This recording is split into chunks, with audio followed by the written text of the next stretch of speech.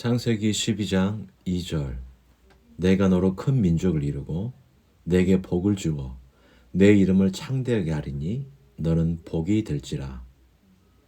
하나님이 복이십니다. 예수님이 만복의 근원이십니다. 본문은 갈대아 우르에 있던 아브라함에게 하나님은 놀라운 말씀을 하십니다. 너는 복이 될지라. 아브라함 그가 있는 곳은 갈대아 우르입니다. 그의 아버지는 우상을 만드는 직업을 가졌습니다. 집안을 보니 복을 받을 만한 조건이 전혀 없어 보입니다. 하나님을 믿지도 않고 하나님을 섬기지도 않고 도리어 우상을 섬기게 하고 우상에게 절하기 위해 우상을 만드는 것을 업으로 한 곳에 있었습니다. 이런 그에게 하나님은 너는 복이 될지라 하십니다. 앞장 11장에서는 노아 이후의 사람들의 모습이 어떠했는가를 기록합니다. 성읍과 탑을 건설하여 하늘에 닿게 하고 자신들의 이름을 내고 흩어짐을 면하자면서 바벨탑을 쌓았습니다. 그 시대 상황이 인간 자신을 높이고 하나님처럼 되려 하는 패역한 죄를 지었습니다. 이 모습이 부패하여 타락한 인간의 모습입니다. 하나님을 섬기지도 않고 우상을 만들고 우상을 숭배하는 인간 자신을 높이려 하고 인간을 드러내려 하는 자에 지나지 않습니다. 원래 첫사람 아담은 만복의 근원이신 하나님께 창조되었습니다. 기쁨과 희락의 동산인 에덴 동산에서 하나님께서 주시는 만복을 누리며 살았습니다. 하지만 인간 스스로 자신이 복이 되고자 했습니다. 인간은 하나님이 주시는 복으로만 살 수 있음에도 인간 스스로 복이 될 수 있다고 자신이 하나님이 되려 해서 죄를 짓고 타락하여 부패했습니다. 이에 인간은 하나님이 주신 복을 잃어버리게 되었습니다. 오히려 죄에서 오는 저주와 고통, 죽음이 가득하게 되고 죄의 저주 속에 죄의 저주 아래에 사는 죄인된 인생이 되고 말았습니다. 자신이 만든 우상에게 복을 빌고 나무와 동물, 자연에게 복을 구하고 점쟁이와 술사들에게 복을 찾는 가련한 인생이 되고 말았습니다. 그럼에도 하나님은 죄의 저주 아래에 거하는 인생, 죄의 저주 속에서 사는 죄인을 포기하지 않으시고 그를 선택하고 부르십니다. 그에게 말씀하십니다. 너는 복이 될지라. 하나님은 아브라함에게 큰 민족을 이루고 창대하게 하시고 복의 근원, 복이 되게 하시겠다 하십니다. 여기에서 복은 인간에게 시작하지 않고 하나님부터 시작함을 알 수 있습니다. 하나님이 아브라함을 선택하시고 부르신 것은 그가 잘 믿고 순종을 잘해서가 아닙니다. 그의 집안이 그 시대가 복을 받을 만한 집안, 그런 시대여서도 아닙니다.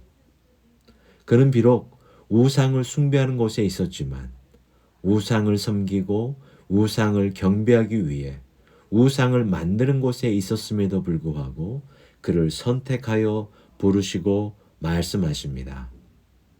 너는 복이 될지라. 그렇습니다. 하나님이 부르시면 그 어떤 인생도 복된 자가 될 수 있습니다. 그 어떤 자도 복된 인생이 될 수 있습니다. 그 어떤 죄인도 복의 근원, 복이 될 수 있습니다. 비록 70이 넘는 나이일지라도, 비록 나이가 많아 보살피고 돌봐줄 자식이 한 명도 없다 할지라도, 비록 자신이 거할 거처와 어떻게 먹고 살아야 할지를 전혀 모르는 상황이라 할지라도 하나님이 택하시고 부른 자는 복된 자입니다. 복이 됩니다. 복의 근원이 됩니다. 심지어 하나님과 전혀 상관없는 인생, 심지어 하나님을 대적하는 죄인의 삶을 산다 할지라도 하나님이 부르시면 복된 자가 됩니다. 하나님은 부패한 죄인을 위해 예수님을 보내십니다. 예수님을 통해서 부르십니다. 죄인을 부르십니다. 마가복음 2장 17절에 나는 의인을 부르러 온 것이 아니요 죄인을 부르러 왔노라 하십니다. 죄인이라 하여 상종도 하지 않는 세리와 창녀들까지도 부르십니다. 더 나아가 죄와 사망에 묶여 무덤 사이에서 소리를 지르고 돌로 자기의 몸을 상하게 해서 어느 누구도 가까이 할 수 없고 함께 할 수 없는 군대 귀신 들린 자도 예수님을 만나고 예수님이 부르시면 그런 자도 복된 자가 됩니다. 심지어 예수님으로 죽은 자도 사는 복된 자가 됩니다. 나인성의 가부의 아들이 죽어 장사 지내기 위해 관을 메고 왔을 때에 예수님이 관에 손을 대고 청년아 내가 네게 말하노니 일어나라 하셨습니다. 이에 죽었던 자가 일어나 앉고 말도 했다고 누가복음 7장 15절에서 증거합니다. 회당장 야이로의 어린 딸이 죽었지만 예수님이 달리 다굼 소녀야 일어나라 하시니 소녀가 일어나 걸었다고 마가복음 5장 41절 42절에서도 증거합니다. 더 나아가 죽은 지 나흘이나 지나서 썩은 냄새가 나는 죽은 나사로도 예수님이 찾아가시고 부르자 다시 살아났습니다. 죽은 인생도 다시 삽니다. 부정한 죄인도 청결한 자가 됩니다. 부패하여 죽은 죄인도 예수 생명으로 다시 삽니다. 하나님이 택하신 것이 복이요. 예수님이 부르신 것이 복입니다. 예수 안에 있는 것이 복입니다.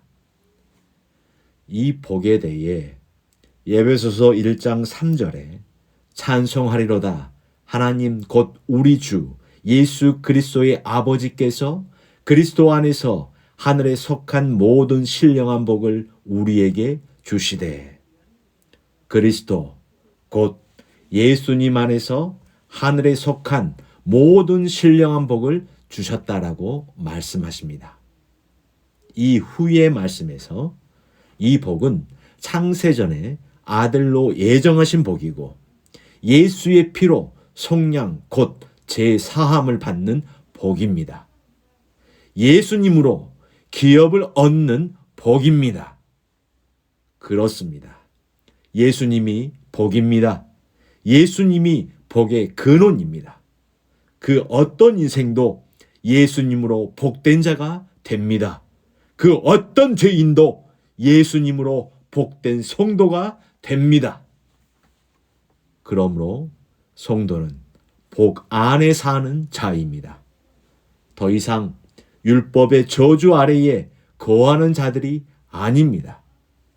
예수님 그 자신은 율법의 저주를 받으셨지만 우리를 율법의 저주에서 속량하셨습니다. 그래서 성도는 예수님이 주시는 은혜의 복 안에 사는 자입니다.